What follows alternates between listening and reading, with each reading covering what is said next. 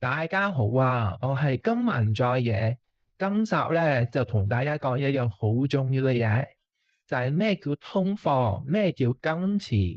咁有關於佢哋嘅歷史啦，聽落去好似好悶咁樣，但其實唔係嘅。呢啲嘢你一學就識噶啦。點解好重要咧？好簡單，你手上嘅銀紙係唔係真係錢？係咪真係咁有價值？大家諗幾秒都唔需要答我啦，我都聽唔到嘅。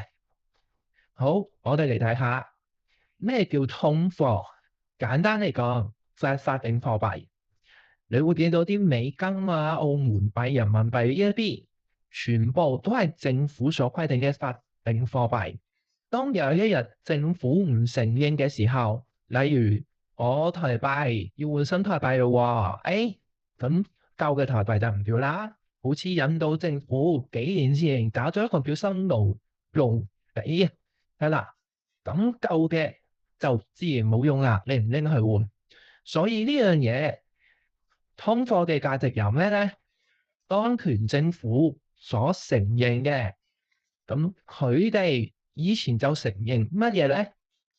金同銀，而家就承認用印鈔機印出嚟嘅紙，係啦。咁我哋睇下咯，咩叫金錢？就係世界公認有價值嘅嘢。咁我哋咧幾千年前已經有用金幣、銀幣嚟做交易㗎啦。即係話嗱，今日我買咗頭牛俾你，你拎一個銀或者金幣嚟同我換啦。咁我攞咗呢個金幣或者銀幣，我可以去換其他嘅嘢，例如我換10袋奶或者10公斤鹽都得嘅。點解？呢個係全世界公認認為有價值嘅嘢嚟嘅。所以其實佢哋兩個最大嘅分別係乜嘢？你會見到紅色字啦，通貨係會因為通貨膨脹而縮水嘅，即係等於你今日攞1000蚊，你以為買到1000蚊嘅嘢，其實唔係嘅。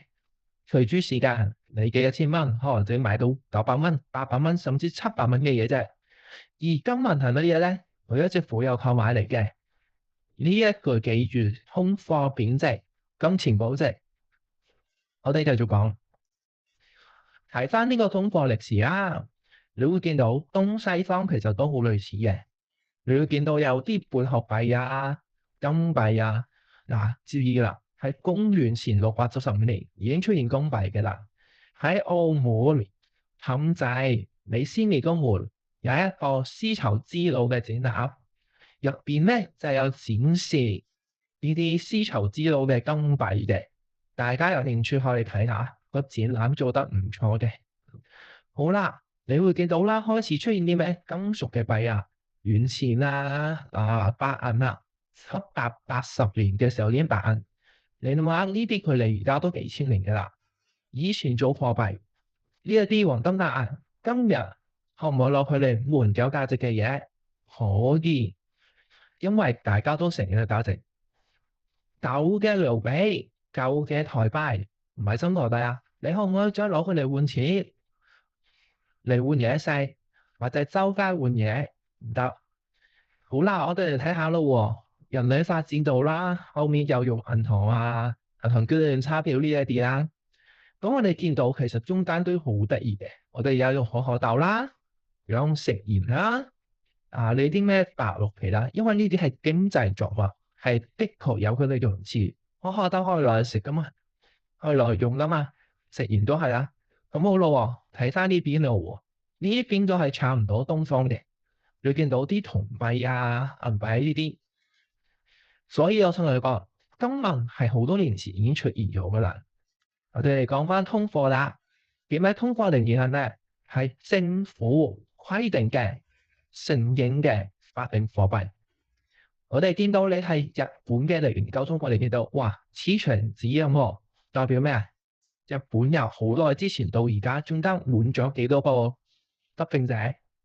換咗幾多唔同嘅通貨？係啦，我哋而家會用通貨呢一詞嚟取代你所謂嘅錢。點解？通貨就係通貨，唔係真正嘅金錢。呢一啲你會見到啦，即係講下邊咯。台灣嘅舊通貨你換新台幣之前嘅舊通貨，澳門呢啲銀紙已經唔用㗎啦，隨時我哋會改朝換代㗎嘛，或者換咗一批銀紙再收翻舊嘅，睇下比率1:1定睇1:幾嘅。所以意思話你會見到，無論喺呢度或者呢度，所有嘅通貨都會隨住年代而改變。同埋啲通貨一隨年代改變之後，而家嘅人未必承認以前通貨嘅價值。除咗金銀之外，所以記住一樣嘢，你而家手上嘅銀紙到將來30年後係咪可以用呢？唔一定。我哋睇一樣嘢咯，呢一張圖係俄羅斯士兵為咗取暖燒咗蘇聯銀行嘅紙條，1995年7/11，即係俄羅斯咧。佢哋而家嗰時已經唔係蘇聯嘅啦嘛，係啦，蘇聯解體咗啦嘛，啲錢係咩啊？冇用噶啦，攞嚟取暖噶啦。當然呢啲係好極端嘅例子啦，但係所以通貨唔係舉世價值認為有用嘅嘢。我要強調，你會見到當一個政權唔喺度啦，或者呢樣嘢通貨膨脹得太犀利啦，呢啲銀紙嘅價值係唔被承認嘅。好，再睇一個咩叫超通脹，你會見到啦。呢個咩意思咧嚇？就係台灣當年通貨膨脹好鬼嚴重，呢度係4萬蚊舊台幣，就係換到1蚊嘅新台幣，4萬幾人，係好誇張啊！呢個係當年嘅新聞。1946年6月，雞蛋一隻咧就3個半，豬肉咧72。1949年4月相差未夠3年，雞蛋一隻2800，2800蚊，豬肉2蚊。你睇下通貨膨脹都幾誇張。咁問你啦，如果你生活喺呢一個地方，你覺得你1946年，假設你賺咗100蚊啦，你買雞蛋3個半啦，1949年你嘅人工會唔會由100蚊漲到1萬蚊？唔會，但係邊物價漲咗幾多倍啊？計下先，漲咗超過幾千倍所以你話啲人民覺得幾慘。之後政府就用咩方法咧？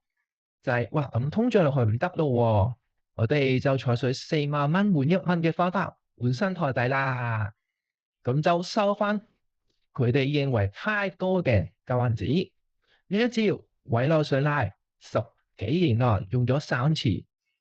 呢個委內瑞拉咧就係好現代化嘅惡性通貨膨脹，佢哋嘅經濟體系出現咗問題，好恐怖嘅事件。好啦，超通膨，大家睇下啦，超通膨嘅成因係乜嘢咧？其實佢有好多個原因嘅，就正如我之前出帖咁樣寫，你會除咗政治原因，都會有經濟原因，同埋佢哋嘅債務，因為逢親而家印錢都係舉債嘅。但係咧，無論有冇成因都好咧，佢哋都會做一個動作，而呢個動作會導致惡性通貨膨脹，就係印銀紙，印超多銀紙。大家可以去睇翻一啲數據，中國印銀紙印咗幾多，美國印咗幾多，全世界都係舉債瘋狂印銀紙嘅。而家呢個年代全部都係錢。咁啦，我哋去睇翻咯。各個政府而家瘋狂印銀紙咁會導致咩事咧？咁大家可能唔清楚，咁我哋可以之後再仔細咁講嘅。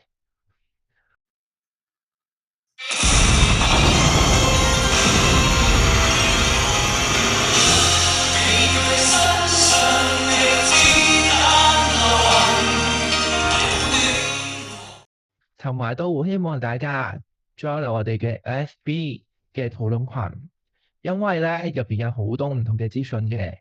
咁真有，如果有任何嘅資訊或者詢問或者任何嘅討論都喺上面度傾嘅，咁歡迎大家加入多謝大家。